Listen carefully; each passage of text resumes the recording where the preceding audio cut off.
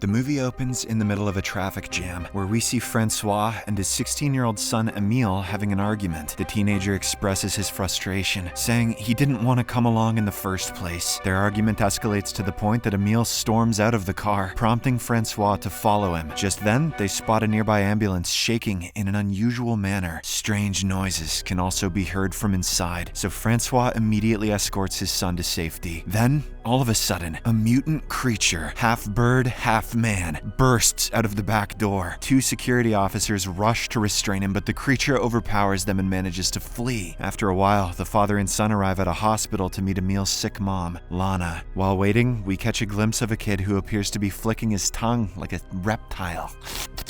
Then, in a shocking turn of events, we get to know that Lana has also mutated into a creature, and she has abnormal hair all over her body. "It's what made me fall in love with her, son," says François. It turns out the entire world has been hit by a wave of mutations, causing a large number of humans to inexplicably transform into creatures. They have become violent and often cause havoc in public, as seen earlier with the Birdman. The authorities are now catching the mutants one by one and placing them in secure institutions. They hope a cure can be found before all of humanity is doomed. Meanwhile, Emil doesn't want to meet his mother, as he believes that she's not the same person anymore. He's also scared of her, as she has scratched his face not so long ago. But François assures him that she's still the same person deep within. "She's always scratched her face, son, don't you remember?" The doctor then reveals that a new institution is opened in the rural southern region and proposes that Lana be transferred there. François takes this as the perfect opportunity to escape the judgmental society here, so he immediately accepts. Following this, he goes to meet his mutated wife, while Emil warily observes from a distance. The scene then cuts to a few weeks later, where Emil, François, and their dog move into a new home near the forest. Dad finds a job and immediately gets to work, while Emil joins a new school. On his first day, the teacher introduces him in front of the class. A curious student named Nina then bombards him with questions. When she asks about his family, Emil lies that his mother is dead. That night, a massive storm rocks the town, causing power cuts and other damages. In the morning, François receives an emergency call from the police, so he and Emil rush to the nearby lake. Upon reaching it, they find the entire place sealed by the authorities. Turns out the storm caused an ambulance to crash into the pond, resulting in many casualties. When François notices a mutant floating in the water, he realizes that his wife was being transported in the same van. Horrified, he runs towards the pond to look for Lana, but the authorities restrain him. An officer named Julia then reveals that Lana's body hasn't been recovered, which probably means that she escaped into the forest. Hearing this, François feels relieved, and he becomes hopeful that he will see his wife again. She might even scratch their faces for old time's sake. The next day at school, the gym teacher organizes a tug-of-war match. As soon as it begins, Emil's entire team slips and falls to the ground, but he miraculously manages to keep pulling alone long enough for his teammates to rejoin him and win the match. In the aftermath, all the students are impressed by Emil's strength. "That kid pick," but he himself is confused at how he managed to do it. He then inspects his fingers and notices something strange, prompting him to run away from there. Upon reaching home, Emil uses a tweezer to pull tiny claws out of his hands. He then removes his shirt and notices his back slowly becoming deformed. This shockingly means that he's turning into a mutant as well. The following morning, François goes to a mall where he runs into Julia. As they engage in conversation, the people around them suddenly start screaming. It turns out a mutant has infiltrated the place and is causing havoc. Springing into action, Julia chases after it and learns that it is just a kid who wants some fish. Still, she doesn't want to take any chances, so she jumps on top of the mutant and subdues it. Meanwhile, François looks under some shelves and finds another mutant. Seeing its scared face, "We just wanted some salmon." He feels bad and decides not to inform the cops. That evening, Emil goes to a party where all his classmates are present. He ends up drinking a lot, causing him to fall off his chair. Worried, Nina tries to hand him some medicine, but Emil weirdly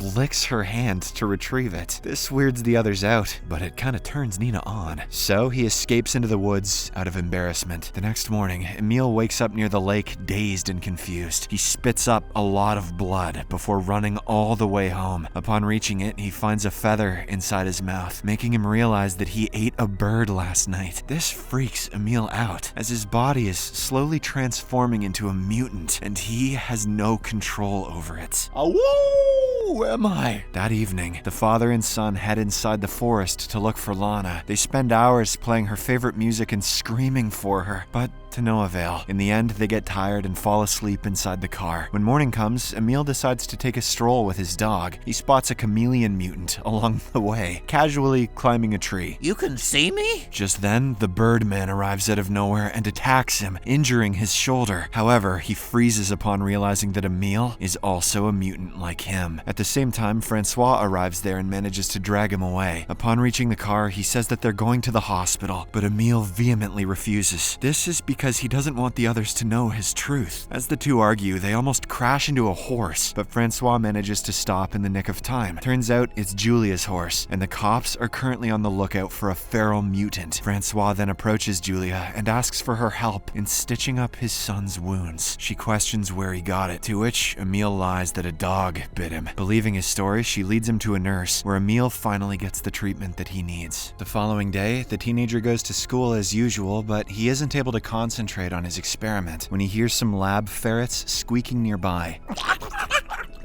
He gets up and shouts at them to shut the hell up. Later, while returning home, Emil has problems riding his bicycle as his body is changing rapidly. Nina notices this, but she doesn't judge him and instead helps him up. She then invites him to her home and starts preparing lunch for him. During this time, Emil finds a dead bird in the fridge, and Nina reveals that someone had dropped it outside her door yesterday. Hearing this, Emil realizes that he didn't eat the bird after all. He just left it for her as a gift. Nina then explains that she's keeping it so that she can donate it to the mutants. That evening, Emil catches some fish and offers it to Birdman, who is trying to master his flying skills. The latter has wounds all over his body, sustained from the painful landings. Seeing his condition, Emil says that there is a safer spot where he can practice. He then leads Birdman to the nearby lake and clears the logs in the water. This finally allows the mutant to practice flying without injuring himself. Later, Emil tries to ride his bike home, but he keeps on falling, so he abandons it in the middle of the forest and lies to his dad that it was stolen. The following day at school, while Emil is chatting with his friends, one of his teeth suddenly falls out. Embarrassed, he lies that it was just a baby tooth before walking away from there. Emil then visits Birdman, who is still not able to master his flying skills. He keeps on falling inside the water, making him frustrated. Later, while they converse, Emil removes the bandages from Birdman's face and discovers that the doctors had horribly cut his beak. On the other hand, François and Julia are scanning the forest, trying to look for his wife still. He soon comes across his son's bicycle in the middle of nowhere, which confuses him. When François returns home, he finds the bathroom sink clogged, so he tries to remove the residue. To his shock, he discovers lots of hair and some claws, making him realize that his son is also turning into a mutant, or just getting hit by the puberty real bad. When Emil arrives home, his dad urges him to tell the truth. The teenager tries running away, but François tackles him to the ground and hugs him tight. This breaks Emil into tears, and he finally confesses that he is changing. The next morning, François gives his son some medication so that he can control his impulses. He also advises him to regularly trim his nails and shave his back so that his friends don't find out the truth that he's way more manly than them. Later, Emil goes to the forest and learns that Birdman cannot speak anymore. He can just make bird noises, indicating that his transformation is complete. The mutant then climbs up a tree and takes a leap of faith to check his ability. Luckily, he is able to fly like a bird now, making him very happy. When night falls, Emil meets Nina and they take a stroll through the cornfields. Their conversation eventually takes romantic turns and they end up making out. In the heat of the moment, Emil takes off his shirt and this is when Nina notices his deformed back. But she claims that she already knew about this and she proceeds to have coitus with him. This makes me feel like they should both go to jail. Once they are done, they return to the school grounds and Emil goes to the bathroom. There, he is cornered by one of his classmates who claims that he saw him and Nina getting dirty on the field. He then whips out a device and makes a sharp noise. This causes Emil immense pain, and when he can't take it any longer, he scratches his classmate's face before running away from there. Emil heads straight to the cornfields, but the locals have already been alerted of his presence. Some mutant haters are now coming after him with rifles in their hands. Panicked, Emil runs as fast as he can, but the men are catching up to him at an alarming rate. At one point, one of the hunters is about to shoot him, but Birdman arrives out of nowhere.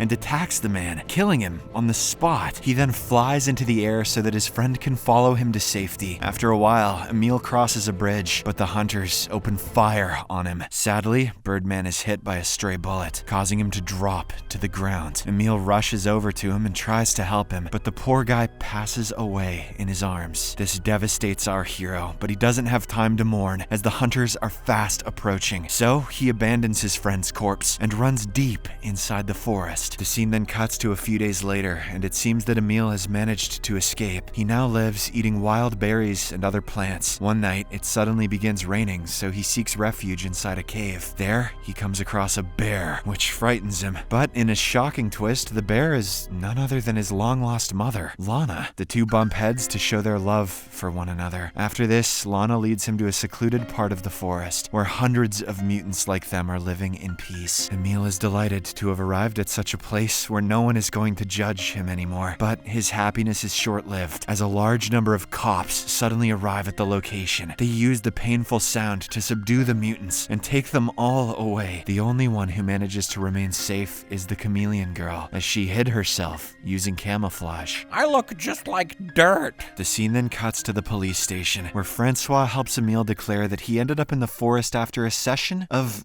binge drinking. But the teenager is unable to sign the release papers as he can't hold the pen. This makes the officer suspicious. But before he can take action, François pushes him to the ground, knocking him out. François then signs the papers himself, shows it to the receptionist outside, and escorts his son away from there. After this, they get into their car and drive away. The cops soon catch wind of their escape and begin chasing after them, but François promises his son that he won't let him end up in any institution like his mom did. He then drives through a fence and reaches an isolated part of the forest. With a heavy heart, François tells his son to run as fast as he can. The movie ends as Emil happily speeds through the forest, howling like an animal.